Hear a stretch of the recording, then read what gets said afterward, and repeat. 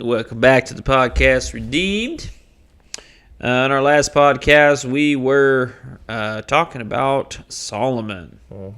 And what he asked for. He asked for his wisdom. Or God's wisdom, I should say. Wisdom, yeah. Yep. He didn't want his own wisdom. He was smart enough to realize not going to get it done. He realized his shortcomings, that he was young, inexperienced, and he needed help. And so he asked for wisdom.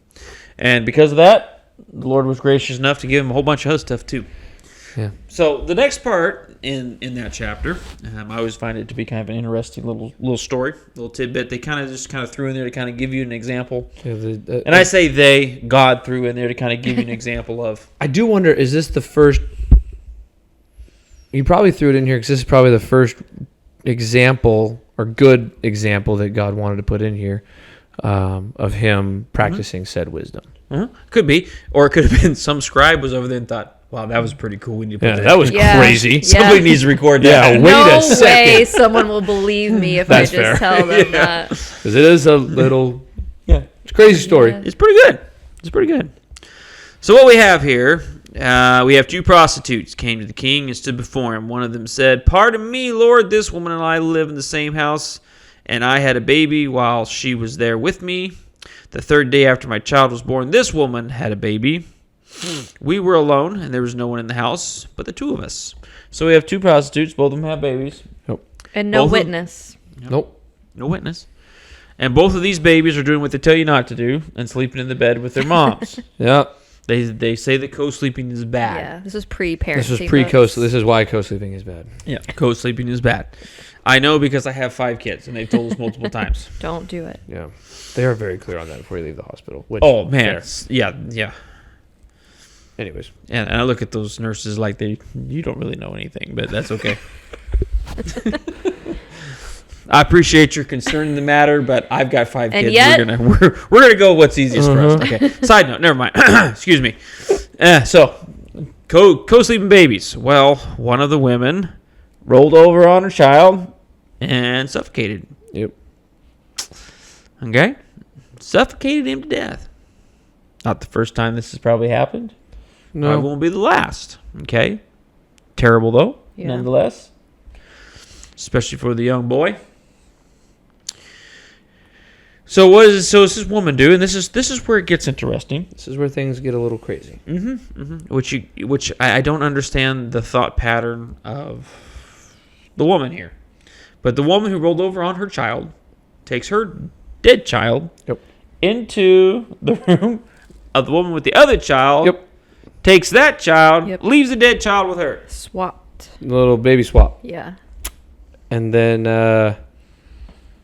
when the woman woke up to nurse and the child was dead, but then examined carefully in the morning and realized that it was not her baby. Mm-hmm. And believe it or not, the other woman disputed this and said, no, definitely yours. I do wonder. It's so crazy. The whole thing is so crazy. As Solomon's sitting there, he's just like, this is what being king is, huh? These are the problems These are the problems that these crazy people. This is what Dad's been doing this whole time? Yeah. Jeez. Respect, David, respect. Yeah, I was going to say.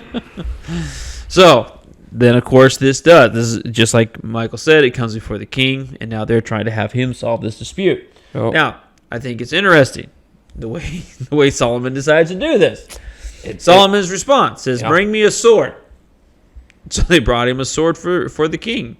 And then he gave an order. You know the guy getting the sword. He's like, why are we getting what are we getting a sword for? And he hands it to Solomon like, "Are you a sword? You asked for a sword, yeah?" You mean pen? Yeah. No, a sword.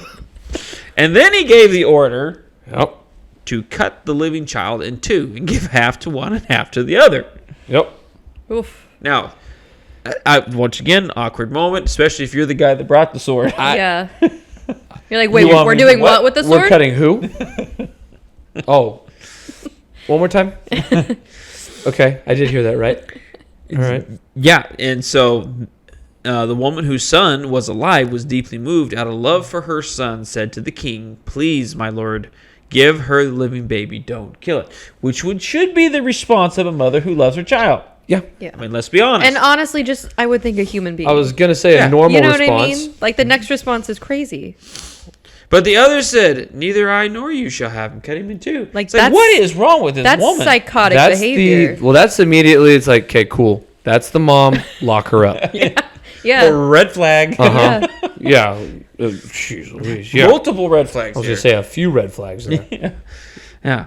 So then the king gave his ruling: give the living baby to the first woman. Do not kill him. She is his mother. But pretty clever Yeah. from Solomon's perspective. Yeah. And then a note at the end that it does say is when all Israel heard about the judicial decision which the king had rendered, they respected the king, for they realized that he possessed divine wisdom to make judicial decisions. Yep. And also, fair, that's not really a human way to think about things. No.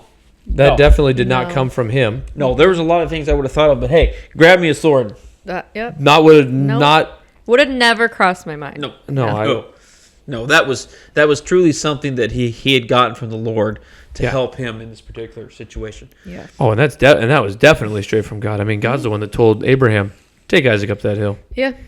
kill him." Oh, okay. And then obviously supplied the ram, blah blah Yeah. blah. Yeah. But definitely a God thing, Yeah. not a human No. rendering. And that's the kind of wisdom that just kind of permeated Solomon's entire reign. Yes. So that wisdom that he asked for, you get to see it played out. And like I said, it's just a fascinating little story to show how God is working through Solomon in a way that probably no other king was like. Yeah, for sure. And in the process, I mean, you see this where this he was able to decipher between these two women just by their response. Mm-hmm. Yeah. Yep. No, it's phenomenal. I mean, there is just so many great illustrations and stories in the Bible of God just working through people. And yeah, it just amazes me. Every time I've read this one, I always have the same questions in my mind. It's like, at some point, how did you even get to this point? But Well, and again, that's exactly how we know it came straight from God, because it's like, how do you get there? Mhm. You can't fathom it. So it's like, all right, cool. Yeah. no, That was not something I could have come up with. it was totally a God thing. All right, well, thanks for joining us, guys, and we'll see you next time.